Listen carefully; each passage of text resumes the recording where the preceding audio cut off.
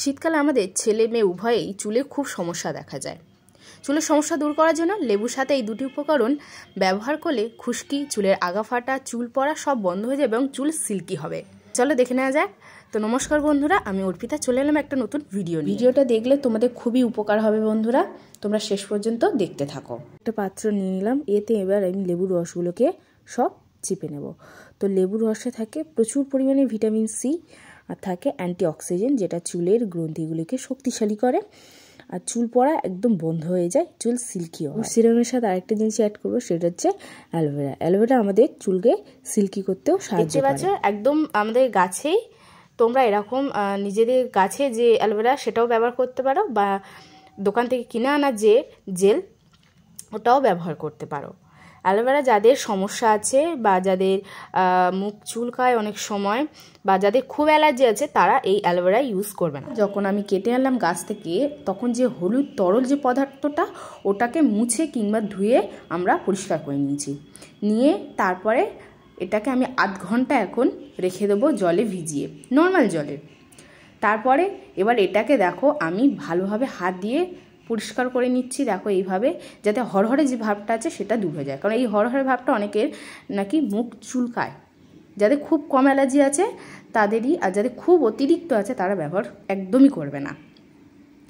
এবার এটাকে আমি তুলে নিলাম। এবার এটাকে আমি চামচের সাহায্যে একদম এইভাবে এটা ছাড়িয়ে নেবো। এইভাবে ছাড়িয়ে নিলে খুব সহজ হয়, হাত বেশি কি বলবো, হরহরে ভাবটা লাগলে কি একটা বিরক্ত লাগে, সেটা আর হবে না। এইভাবে চামচের আগা দিয়ে দেখো এইভাবে, আর আমার যেহেতু আমার সাদা অংশটাই লাগবে, তো তার জন্য এইভাবে দেখো আমি চামচের সাহায্যে একদম খুব সহজে এটাকে বের করে নিলাম।